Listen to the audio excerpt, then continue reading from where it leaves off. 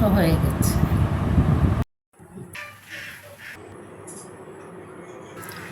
বিসমিল্লাহির রহমানির রহিম।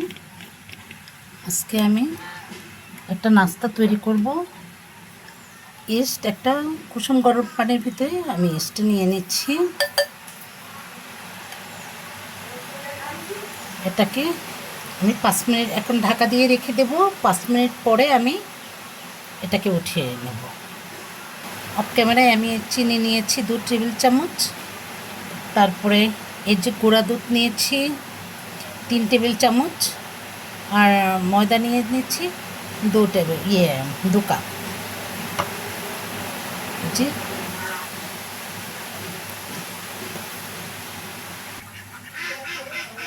বাসায় অল্প বাটার ছিল, একটু বাটার দিয়ে দিলাম, একদম 1 ফোঁটা আদা বাটার দিয়ে দিয়েছি। হালকা একটু তেল দিয়ে নিলাম, লবণ দিয়ে দিয়েছি। এখন আমি নেড়ে নিচ্ছি।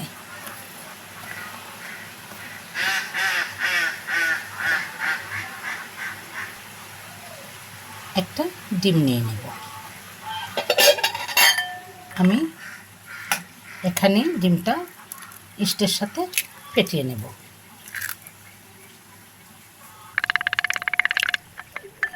ইস্ট সেট হয়ে গিয়েছে। এখন আমি ময়দার সাথে মিশিয়ে নেব। যে আমি মেখে নিচ্ছি, আমার মাখা প্রায় হয়ে গেছে।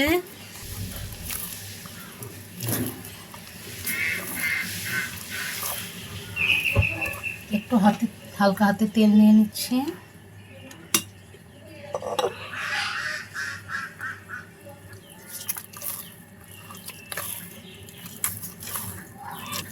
তেল দিয়ে দিয়েছি।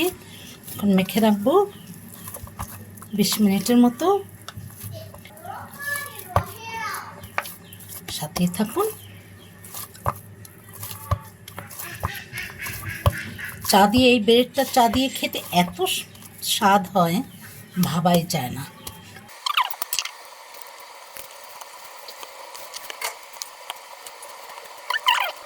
এখন রুটি বেলে নেব।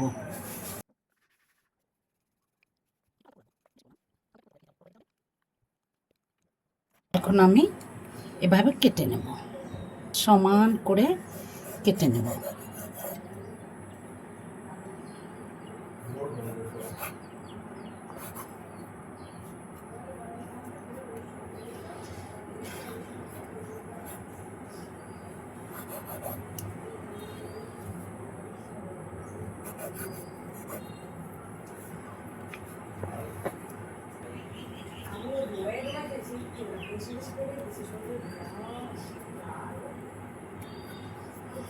এটাই এভাবে করতে হবে, যে বটে নিতে হবে। এই যে প্রত্যেকটা এভাবে করে নিতে হবে, ফোল্ড করে নিতে হবে। একদম সহজ।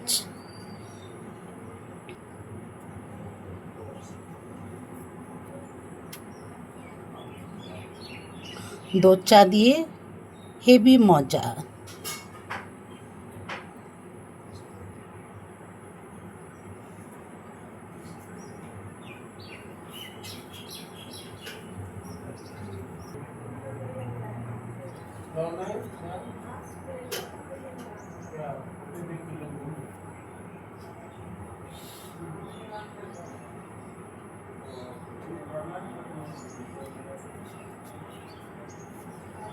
এগুলো আমি তেলে ভেজে নেব।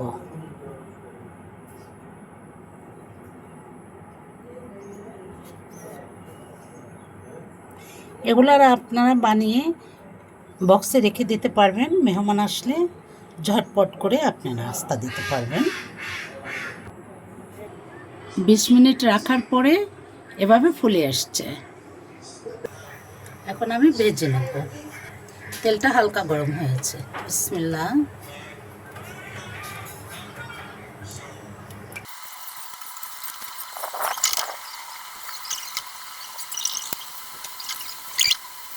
একটু সাদাও রাখতে পারবেন, একটু কালারফুল করতে পারবেন। যেভাবে পছন্দ করেন সেভাবে রাখতে পারবেন।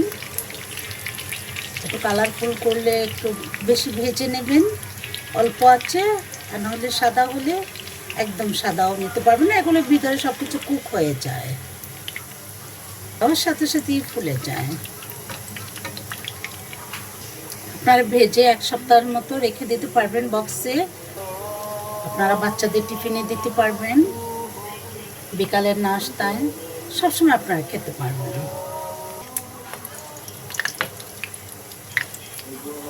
এখন আমি তুলে ফেলব।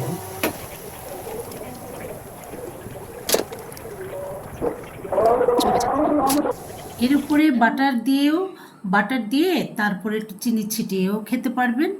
আসলে আমরা এটা দেই না কেন, বাসায় সবাই খাবো তো চিনিটা সবাই একটা অ্যাভয়েড করি, বাটারটাও অ্যাভয়েড করি, এই জন্য। আপনারা আমি এই নাস্তাটি বিদেশি স্টাইলের করেছি, এভাবেই যেভাবে তৈরি করেছি এভাবেই আপনারা তৈরি করে খাবেন। আর ভালো লাগলে সাবস্ক্রাইব করবেন, লাইক কমেন্ট শেয়ার করবেন, আর আমার জন্য দোয়া করবেন। আমার নাতিদের বানিয়ে খাওয়াবেন, আমার মামুনিরা বানিয়ে আমার জামাইদের খাওয়াবেন। সবাই ভালো থাকবেন। আসসালামু আলাইকুম।